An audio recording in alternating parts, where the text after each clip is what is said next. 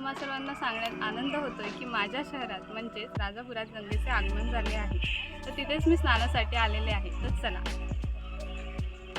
यावर्षी गंगेचे आगमन हे होळीच्या दिवशी झाले आहे, म्हणजे 24 मार्चला गंगा अवतरली आहे आणि तेव्हापासून अनेक भाविक गंगेच्या दर्शनासाठी येत आहेत। मी सुद्धा सकाळी लवकर उठून गंगेवर आले। लवकर येण्याचे कारण म्हणजे जसा दिवस वाढतो तशी गर्दी सुद्धा वाढत जाते, त्यामुळे मी सकाळीच आले।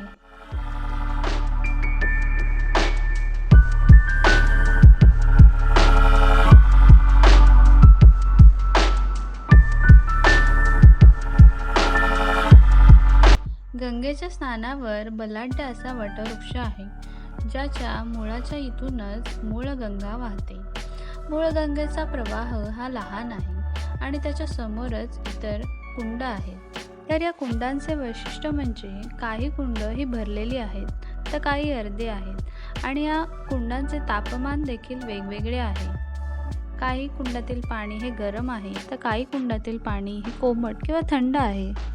मी सुद्धा प्रत्येक कुंडातील पाणी काढले व स्नान केले। इथे प्रत्येक कुंडाला विशिष्ट अशी नावं आहेत। त्या 14 कुंडांची नावं म्हणजे मूळ कुंड, चंद्रकुंड, सूर्यकुंड, यमुना कुंड, सरस्वती कुंड, नर्मदा कुंड, गोदावरी कुंड, कृष्णकुंड, कावेरी कुंड, भीमा कुंड, बाणकुंड, अग्निकुंड, चंद्रभागा कुंड आणि काशीकुंड अशी ही 14 नावे आहेत। तर या कुंडामध्ये वेगवेगळे पाणी आहे। काही कुंडातील पाणी हे गरम आहे तर काही कुंडातील पाणी हे थंड आहे। इथे स्नान झाल्यावर मी आले ते काशीकुंडाच्या इथे। काशीकुंडाच्या इथले पाणी हे गायमुखा वाटे वाहते। ही गंगा डोंगर माथ्यावर उगम पावते। तर या गंगेची एक आख्यायिका आहे, ती म्हणजे गंगाजी साळुंखे नावाचा एक पंढरपूरचा वारकरी पंढरपूरला जाताना येथे आला आणि या ठिकाणी आल्यानंतर आपल्याला आता वृद्धापकाळामध्ये पंढरपूरला जाणं शक्य होत नाही, असा विचार करून त्यांनी पांडुरंगाचा धावा केला, प्रार्थना केली आणि त्या काळामध्ये ही गंगा येथे प्रगट झाली, अशी या गंगेची आख्यायिका आहे। तर काशीकुंडाच्या समोरच गंगा मातेचे मंदिर आहे आणि हेच ते गोमुख जिथून काशीकुंडातून पाणी वाहते।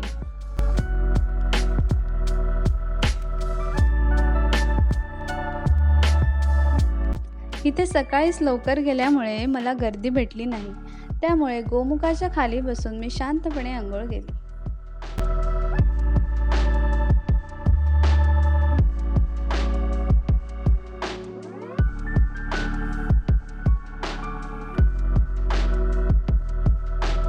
आणि स्नान आटपल्यानंतर मी गंगा मातेच्या दर्शनासाठी गेले।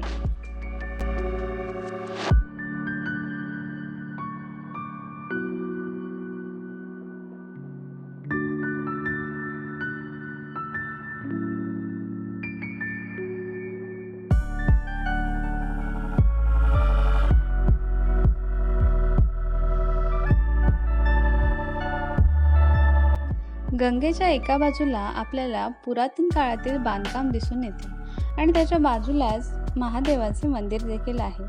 तिथे मी दर्शनासाठी गेले।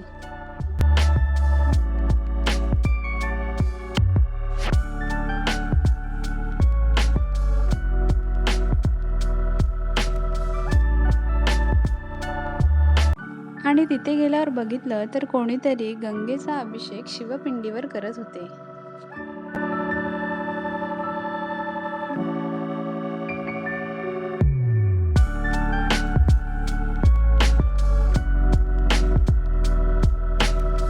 गंगेचा परिसर बघितला तर तुम्हाला गंगेवर लहान लहान मंदिरे देखील दिसतील। येथील परिसरात स्थानिक लोकांनी काही स्टॉल टाकलेले आहेत। त्यामध्ये काही प्रसादाचे स्टॉल आहेत तर काही खेळण्यांचे स्टॉल आहेत।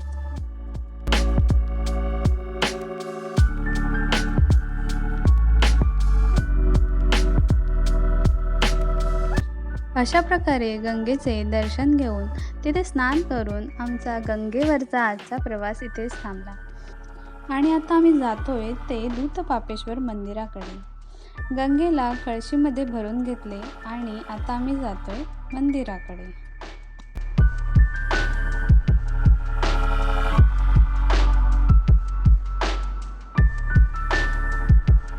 आणि अशा प्रकारे गंगेला कळशीमध्ये भरून घेऊन आम्ही पोचलेलो आहोत दूधपापेश्वर मंदिराकडे. गंगेवर स्नान झाले की गंगा घेऊन दूधपापेश्वर मंदिराकडे येऊन दूधपापेश्वर देवाला गंगेचा अभिषेक करण्याची प्रथा आहे. त्यामुळे आम्ही गंगेला घेऊन दूधपापेश्वर मंदिराच्या इथे आलेलो आहोत. तर दूधपापेश्वर मंदिराचे यावेळी बांधकाम चालू होते. त्यामुळे समोरचा सभामंडप हा काढलेला होता व सर्वत्र बांधकाम चालू होते.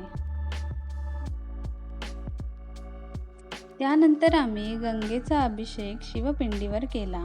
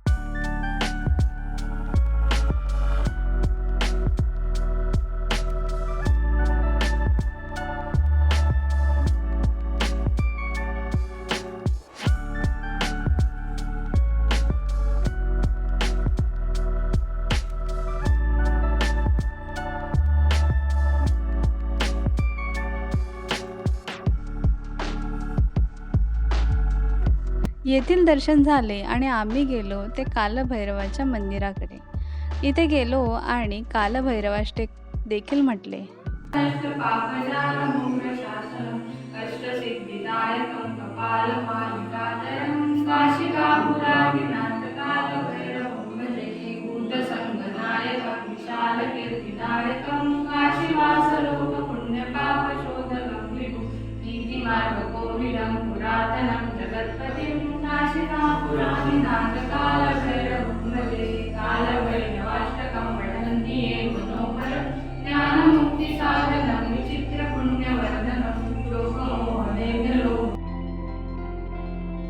आणि अशा प्रकारे प्रथम गंगेवर जाऊन तिथे स्नान करून मग गंगा दूधपापेश्वर मंदिराकडे येऊन तिचा अभिषेक करून आमच्या दिवसाची सुरुवात सुंदर झालेली आहे.